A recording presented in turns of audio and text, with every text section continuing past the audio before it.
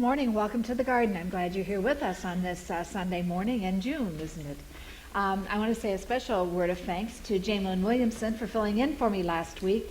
Mike and I had the opportunity to go on the Normandy trip with Carver Griff. You may remember that he was here right before Veterans Day, and when at 19 years old, he was part of the Normandy invasion, and we were there, and it was very significant, very meaningful, and I was really grateful to be able to be away to do that. So you'll hear lots more about it. That's all you're going to get today, but trust me, you're going to hear about it because it really was significant, very important. For whatever reason, don't really ask me, I don't really know, I have always valued the word wholeness and everything it represents. In my mind, at least, wholeness is all about the mind, body, spirit connection, everything working together for good, for helping us have that full life, that kind of life that we all yearn for and really want to have. In fact, when I was writing my personal mission statement, I had to choose a key word, and that's the word that seemed to pull it all together for me. And for whatever it's worth, I guess I can share that mission statement. It says, my mission is to envision, inspire, and create wholeness in myself and all who seek it. So I guess one of the ways you could kind of understand the point of what I'm trying to do today is to live out a little bit of my mission statement, to have us think about a little bit about what wholeness is and how we're doing in terms of our own wholeness. What does it look like to be whole? Now, the term that seems to be more commonly used these days is wellness. So what does it mean to be well for us, to be well in all elements of our lives? As I was doing my research for this, I found something that was called a wellness wheel. And the wellness wheel consists of 6 different categories, I guess you could call it, characteristics that come together to help create a sense of wellness or wholeness.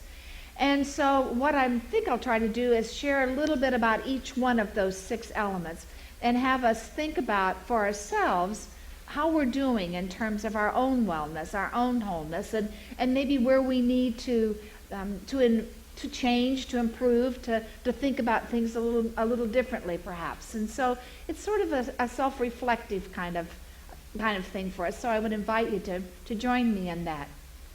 Now, this wellness wheel had these 6 characteristics, and they were physical, emotional, intellectual, emotional, social, vocational or career, and then spiritual.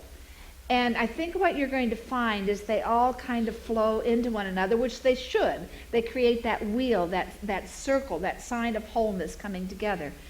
So first we'll talk about our physical wholeness.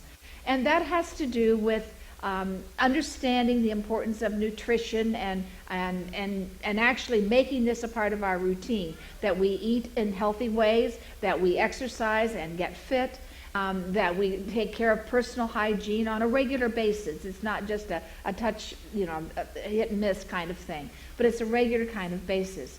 And it has to do with also making sure we get the proper amounts of sleep, that we do those checkups with our doctor, that we manage the stress that we all experience in life, and that we avoid things that we know to be harmful for us, like drugs and tobacco, and that we make sure we don't overindulge in alcoholic beverages, because we know those things don't contribute to our overall well-being. So it's trying to maximize the things that we know are helpful or good for us and minimize the things that aren't. One of the things that it seems most difficult for us to handle has to do with our nutrition and eating right, because we live in a crazy world. People are on the go all the time. There's lots of places to go, things to do, and there's an abundant supply of junk food and fast food and processed food. And we resort to that because we seem that we don't have time to do what it takes to make sure that we're getting the healthiest kind of food and the best food for us. And yet it's a challenge for us to try to do that any differently. Someone by the name of Doug Larson summarized the problem we have when he said, life expectancy would grow by leaps and bounds if green vegetables smelled as good as bacon. And isn't that true?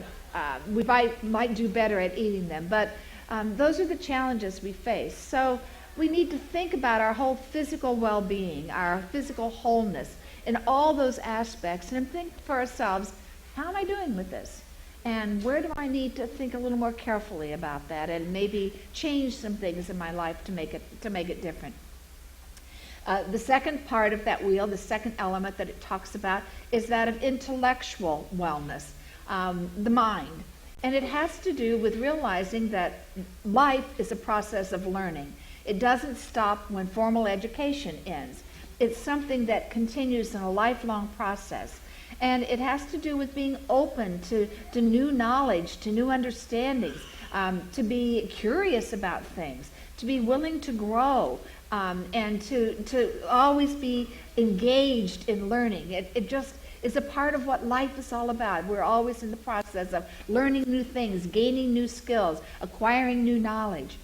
And often you'll see this evidence when people go to classes or go to lectures or travel or get involved with people from other kinds of cultures and backgrounds that we can learn more about them. Those are all ways in which we can continue this whole process of learning our way through life. The next element that wellness wheel talks about is emotional wellness, and that's our feelings. It has to do with our capacity to understand and share and manage our feelings. And that's affected by our view of the world. If it is one that is a kind view, if you will, that we see hopefulness and positiveness, then that affects us one way. If it's the negative side of things, then it will affect us another way. And it's important to help our emotions be such that we become more aware of and more sensitive to our own emotions and more sensitive to the emotions of others. And it's the kind of thing that lends itself for emotional maturity, I suppose, where we know that we can be independent, we can function, we have whatever it takes to be emotionally strong ourselves, but we also can be helpful or use help when we need it, that we're wise enough to figure that out. So all of that comes together in that whole sense of emotional wellness. And that really bleeds, in fact, all these kind of bleed one into the other, but bleeds into this whole idea of social wellness. And that's really all about being able to establish and maintain relationships, whether that's with friends or families or people who are different. And it's important that we do have a broad range of connections. People who are different by age and backgrounds and lifestyles and cultures, that we do and have those kinds of experiences. And sometimes you see this played out in people's athletic endeavors, being a part of a team or playing golf together or playing tennis together, or some of the things that people do as part of the social aspect of that kind of thing. The next segment of that has to do with the career or occupational wellness, or vocational wellness, I guess I would call it. And it seems, if I hear things from people that represent struggles, very often it has to do with our work life. Because sometimes people, and especially in today's economy, people have had trouble finding a place where they are really using their best gifts, their skills, and really making a contribution and feeling satisfaction from that. In some cases, people have had to take positions in order to survive that really don't meet match them very well. It really doesn't meet their hopes for a satisfying work life.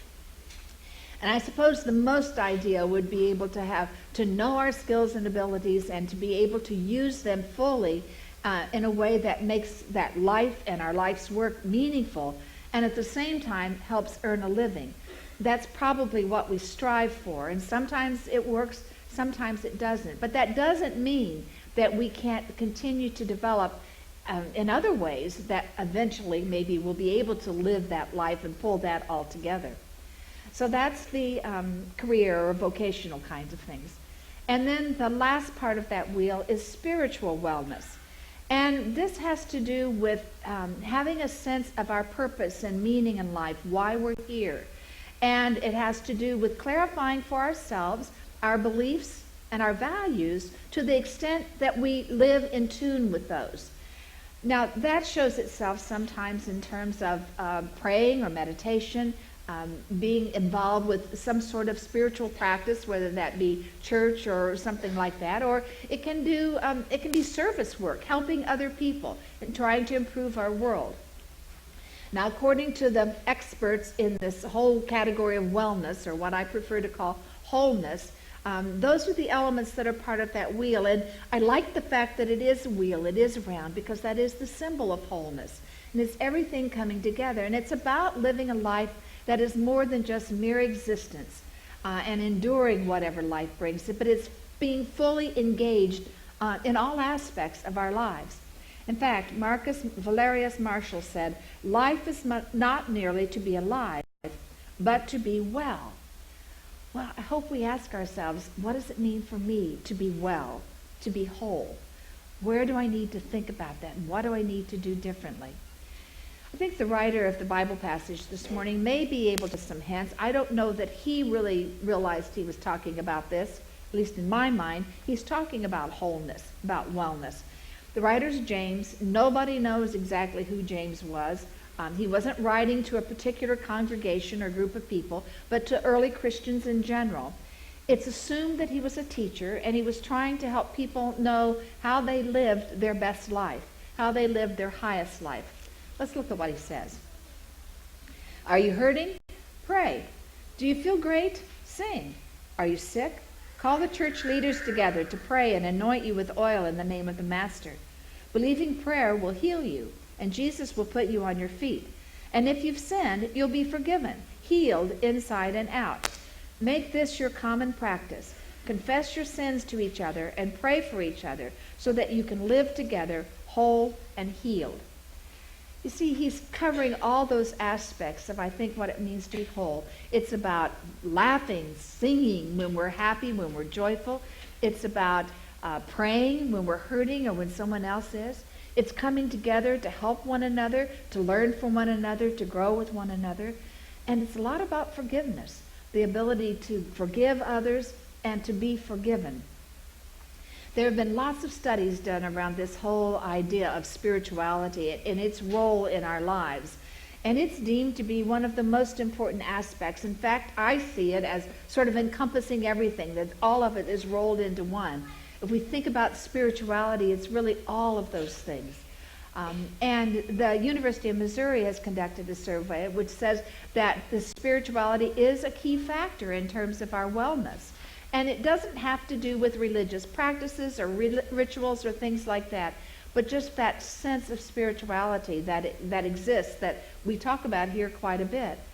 The American Academy of Family Physicians has said that spirituality doesn't have to be based in a belief in God, but rather it is about the way a person finds connection to something bigger than himself or herself. And that connection with something greater than we are is what helps our existence have a deeper sense of meaning and purpose in life. And so really, I think that's what I want us to think about, this whole idea of the spirituality, the spiritual, not just part of our lives, but the whole of our lives, who we are, and how it can help us live our very best life if we really incorporate all of those elements with it together. Now, as I said, this whole spirituality thing doesn't have to be church or religious services. It can be all kinds of things. It can be art, it can be music, it can be philosophy, it can be nature, it can be all different kinds of things, but it's that which kind of connects us to bigger, to that which is larger than we are. That University of Missouri study said that spirituality was the most important factor in terms of our wellness, in terms of our wholeness, if you will. And so I think it's worth our time and effort to try to make sure that we understand that. Forgiveness is key, and sometimes I think we have trouble with that. You see, forgiveness is about letting go of ill will if someone's hurt us, if someone has wronged us. It's getting to the point of being able to let go of that ill will and replace it with goodwill. And it's also about making sure we seek forgiveness and forgive ourselves when we've hurt and wronged other people. So there is an incredible gift that comes with forgiving and being forgiven, and we need to acknowledge it. You see, the writer of the Bible passage, I think, understood wholeness, maybe without really using those words. So did the writer of a hymn that sometimes pastors sing when they all get together with the words that keep repeating, "It is well with my soul."